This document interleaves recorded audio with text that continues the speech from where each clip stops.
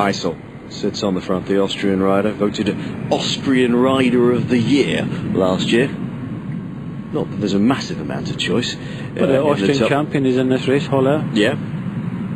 So I think it's a good move. Eisel's recognised that yesterday was a very chaotic sprint, so it's a good opportunity to kind of grab the front of the race, keep Mark Cavendish out of trouble, because in this kind of 4-lane highway we're into a slight headwind at the moment. That's why you're seeing a bit of the bunching, but as soon as we go down this top roundabout, it's important to get as close to the front as possible, because it's going to be a fast kind of tailwind finish, as we see Jack Bauer over on the left hand side looking to see where Tyler Farrar is as the Katusha boys come to the front. Yes, Guillemzinov, one of the stronger sprinters here, really challenging at the top level of sprinting now, who hasn't got anything out of this whatsoever yet. They're all pushing hard now. Look at the speed that they're up at now. They are fair motoring along, and there's some heavy breathing going on at the front, one would say. Good to see Beppu's been in great shape actually through this tour of Qatar. Right up at the front again. Yeah, starting to see a Radio Shack coming through now with Jaroslav Popovic on the front for this merger of the team between Leopard and Radio Shack. So first time we've really seen Popovic getting involved. And he goes. Yeah, he's been a reliable rider in this sort of setup in its various guises over the years, hasn't he? Just looking down there, it looks as if we've seen Thor Hushoff up near the front now for BMC. BMC putting 3-4 riders up towards the front as we go round this roundabout now. Yep, this is Robert Wagner, the German road race champion, leading them around. It's always a bit of a dodgy thing to put Wagner on the front coming into a roundabout, if you remember. Vuelta, I think it was, where he went the wrong way. One of the Bridgestone anchor boys being left behind. And now the BMC line begins to get together. Well, how would you feel as Adam Blythe sitting in 4th place at the moment behind Thor Hushoff, just looking round to see what's happening, but Thor Hushoff looking after Adam Blythe and the BMC with the kind of fluorescent yellow sunglasses on. Lotto bringing the men towards the front again. Hansen is the man they'll be looking for. Bonan has to keep out of trouble. He's got 34 seconds of an advantage over Fletcher in 3rd spot, 31 I think for 2nd spot. He's just not really got a huge amount to worry about as long as he keeps himself out of trouble. This is the main thing at the moment.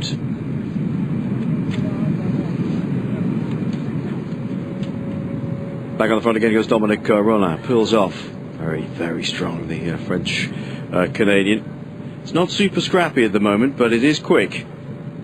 It's wide enough not to be super scrappy. Yeah, there's 2 lead outs going on at the moment. To the one on the left for Lotto is for Greg Henderson, and a few other teams getting in the mix. On the right hand side, it's a mixture of teams.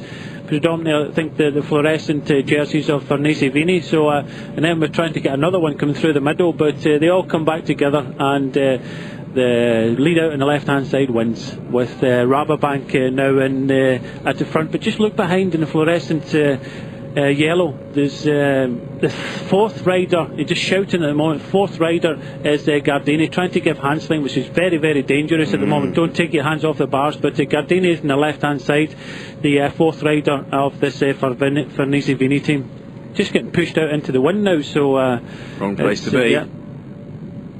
Wrong place to be. Bang goes Paolo De Negri. That's enough now. Well, it's Graham Brown at the front, and he's looking after Mark Renshaw. He's sitting in about 5th place at the moment, just in the orange jersey. Peels off. Renshaw is 1, 2, 3, 4 back at the moment. Where is the World Champions jersey? He's not in the World Champions jersey. The Sprints jersey, 1, 2, 3, 4, 5, 6, 7 back. Whoa! Just having to dodge a few wheels. Mark Cavendish about 10 back at the moment. As you can see, he's in the silver jersey, but look for essentially a white jersey, black shorts, moving up now, black helmet through the middle. Now this is getting very, very scrappy. It looked a bit more ordered a little while ago as they move into the final stages here. Tom Bonan's come from nowhere. Oh, it's a big crash. Cavendish has gone down. Mark Cavendish has gone down.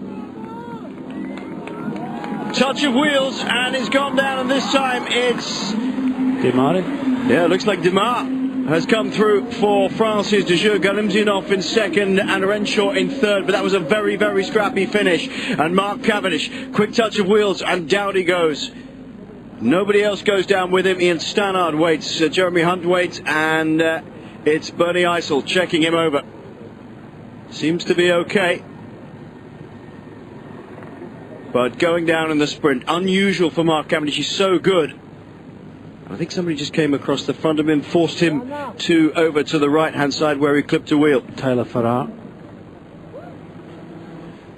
Part and parcel of sprinting. We've seen Mark Cavendish in this situation before, and this is what happens when you get you know, kind of crazy sprint. We saw it yesterday, and he won the stage. But this is the man that's won today, Demare. Arnaud Demare of France's de Jure Big Mat. Phil Sheehan in the background is the man taking the video footage close up. I think he's probably working for sponsors IG Markets and helmet, Cavendish. put your helmet on. Helmet. Well, it's the last stage, sir. He's not. I think he's just going to try and get there if he can.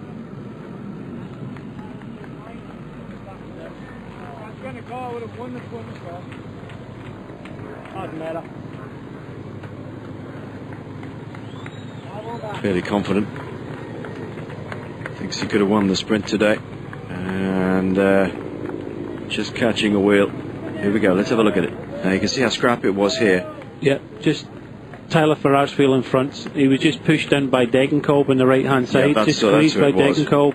Yeah. And just touched Tyler Farrar's wheel. Yep, nothing to do with Farrar. It was Degenkolb who just a little bit too close to him, squeezed him, and he had to check his pace and his position. Actually, both of them did. Scrappy sprint. Apollonio and Fletcher riding in with him. And he seems to be up and all okay. He'll be a little bit sore, but could have been a lot worse, Brian, than that. We've seen it worse. You have to be remembered sometimes that sprinting is dangerous. We saw it yesterday. He came through it, no problems.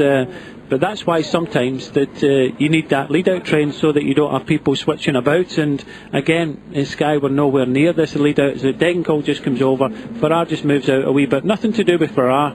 And down he goes, just a touch of wheel. So and just look at everybody else behind him, just switching rounds. And you know, when these guys are going 35, 40 mile an hour and no one else comes down, it just goes to show you how professional these guys are. And Galimzinov taking second, Mark Renshaw in third with I think it's Degenkolb, and they're in fourth place. Good positioning by Demare. Managed to get his way through. He's at the front and avoiding everything, and everything else a little checked. Renshaw third. Roger Kluger it was. Oh. Yeah, well there you go. Kluger, a very experienced rider. Christoph, the Norwegian. Katusha, Tyler Farrar, Daniel Oss, Alan Davis, Aaron Kemps and De Bourchier round up the top 10.